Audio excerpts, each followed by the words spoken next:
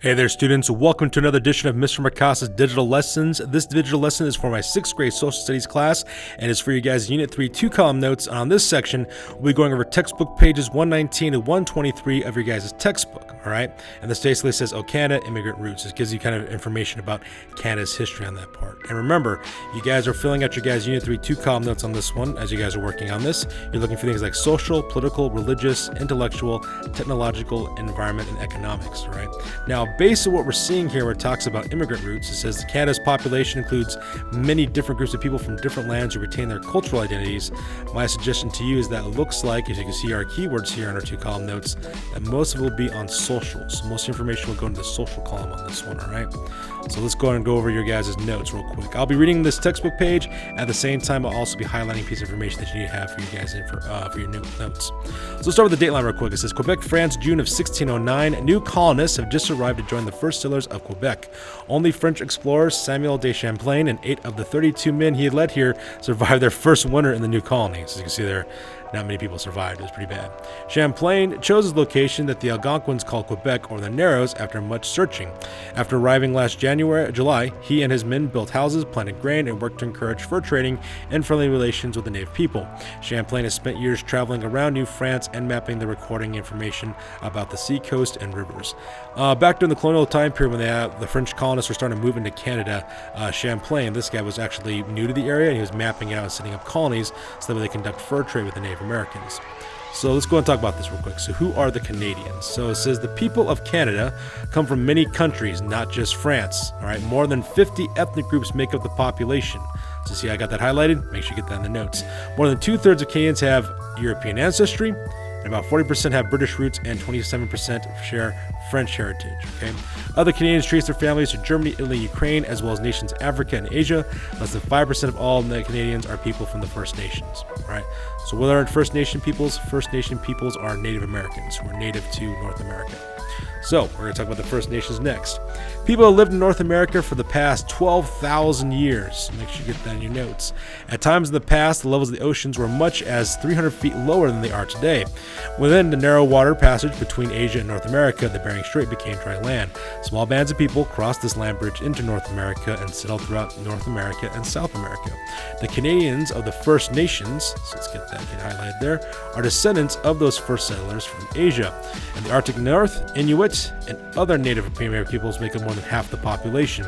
Large amounts of First Nation people include the Cree, the Micmac, Abenaki, as well as Ojibwa, who live in southern Canada near the United States border. Okay, so you can see there they have a very diverse population.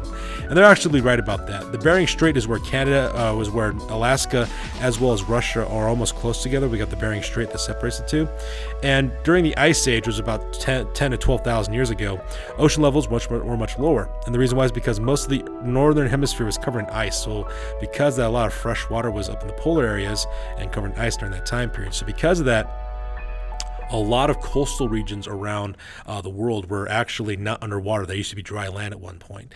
Now, as the planet grew warmer and the ice age slowly ended and the waters and the ice polar caps melted and filled up the areas, what ended up happening is that water levels rose after that, and that's how come people can't get to areas today. And that's what basically caused it. Now let's talk about European immigrants. It says the first major wave of European settlements began in the 1600s. Both Britain and France established colonies in what is now Canada. These two countries had a long history of conflict, and they continued their rivalry in the North American continent. Between 1754 and 1763, they fought the French and Indian War for control over North America. So that's a huge war that was fought between these two nations. It was kind of interesting. The reason why they call it the French and Indian War is because the British won that conflict, and that's why they called it that, because that's who they're fighting. They're fighting the French, who were in Canada at that time, as well as their Native American allies at that time period. France lost the war and surrendered most of its Canadian territories to Great Britain. However, many French settlers remained, and disputes continued between them and fast-growing population of British settlers. Let's go to the next section here. It talks about the Canada and the United Kingdom. In 1791, British government established itself in two areas in Canada: Upper Canada, now Ontario, had mostly British settlers, and Lower Canada, now Quebec, remained largely French. So you can see there we have Quebec with the French, and Ontario for the British. Although hostilities continued between the two populations, in 1867 they reunited as the Dominion of Canada, along with Nova Scotia and New Brunswick. Canada became a self-governing nation, although the British monarch maintained its head of state. In 1869, the Hudson Bay Company sold land to Canada that later became the provinces of Manitoba, Alberta, and Saskatchewan. So this information here, they talk about this with the other parts of Canada like that. That should be in a different color. As you see, I'm highlighting that in green. And the reason why I'm highlighting those sections in green real quick is because if we go back to our information here, this is where we go to where we get to our political aspects of it. So it talks about government, military laws, judicial systems, that sort of thing, okay? So make sure you keep that going in your guys' 2 column notes, all right? So let me go get that erased real quick, and we will continue on with our notes. This is 1871, British Columbia joined the Dominion, and Canada now reached the Pacific Ocean. So make sure you get that part in your notes as well. In 1931, with the enactment of the Statute of Westminster, Canada gained equal status with the United Kingdom and joined the Commonwealth of Nations. In 1982, the last legal connection between Canada and the British Parliament ended, although Canada remains a member of the Commonwealth. So in 1982, Canada gained its official independence from England and became its own self-ruling country. So, continuing on with our readings about this. Later immigrants. Most of Canada's early immigrants were English, Scottish, Irish, and French. So this part here should go into your guys' first section on social. After World War I, other Europeans arrived from countries such as Italy, Poland, and Ukraine. Most Italian immigrants settled in Toronto and Montreal. Most Ukrainians moved to the prairies of central Canada.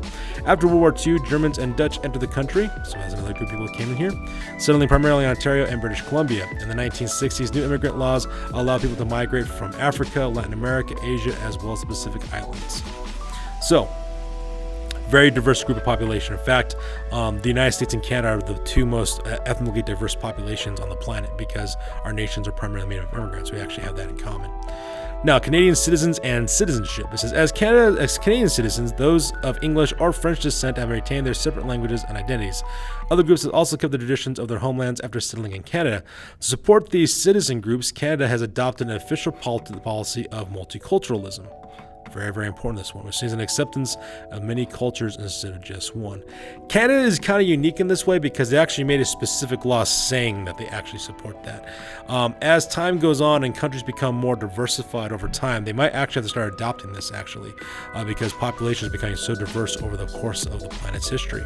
It says Canadian citizens have many of the same rights and responsibilities as U.S. citizens. They must obey Canada's laws. They have an option of voting and participating in the political system.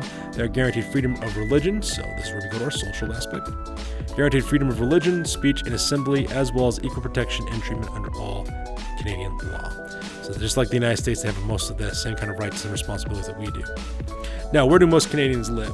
While Canada's land is second only to Russia's, its population is relatively small, 31 million people. Canadians often lived where they find a favorable combination of geographic features and economic opportunities. 3/4 of the population live in the cities and towns of southern Canada.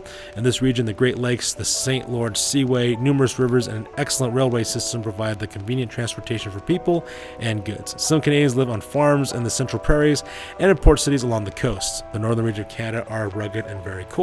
Few people live in those remote areas. So if you look at this map here, this is where they're talking about when it talks about the population. As you can see, most of the population, that's a bad color. Let's use a different color.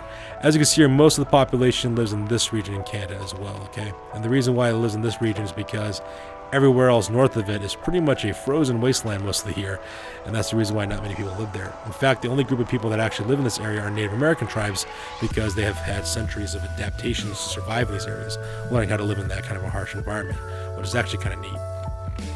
All right, so it says Vancouver, gateway to the Pacific. Vancouver, British Columbia, is called Canada's gateway to the Pacific. It is, as Canada's largest port, it trades heavily with Asian countries. If you're wondering where Vancouver is located at, it's located approximately here. That's where that city is located for Vancouver. I'm going to get that cleared off real quick. Moving on. So, thousands of Chinese from Hong Kong and many Japanese arrived in Canada at the end of the 20th centuries. Recent refugees have come from Vietnam, Laos, and Cambodia. Refugees, and this is one of your vocab words, so make sure you get this down. Vietnam, Laos, and Cambodia.